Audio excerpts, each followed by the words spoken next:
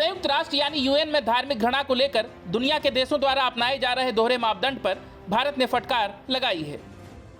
भारत ने कहा कि रिलीजियोफोबिया सिर्फ अब्राहमिक मजहबों यानी यहूदी, ईसाई और मुस्लिम के लिए नहीं बल्कि सभी धर्मों पर लागू होना चाहिए।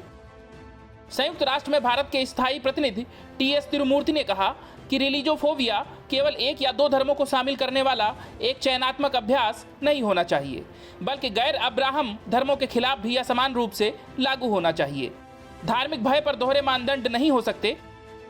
तिरुमूर्ति ने कहा कि हमने बार बार इस बात पर जोर दिया है कि धार्मिक भय का मुकाबला करना केवल एक या दो धर्मों को शामिल करने वाला एक चुनिंदा अभ्यास नहीं होना चाहिए, बल्कि गैर अब्राहम धर्मों के खिलाफ भी समान रूप से लागू होना चाहिए।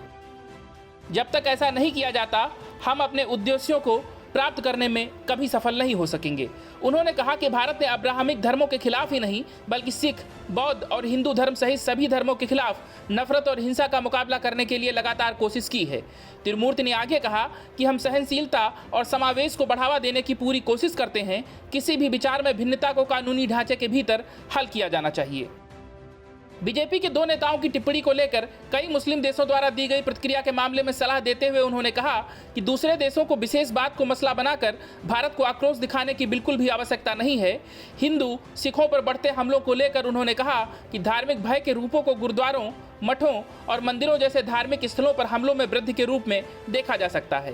गैर अब्राहमिक धर्मों के खिलाफ घृणा और दुष्प्रचार के प्रसार में वृद्धि इसका उदाहरण है।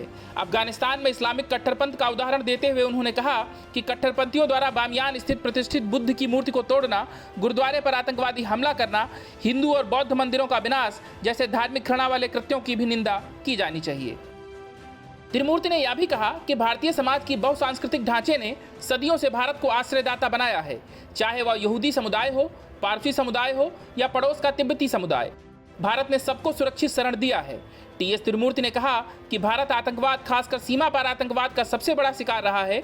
उन्होंने कहा कि सभी देशों को एक ऐसी शिक्षा प्रणाली विकसित करनी चाहिए जो लोकतंत्र के सिद्धांतों को बढ़ावा देकर आतंकवाद का मुकाबला करने में सही अर्थों में योगदान दे सके।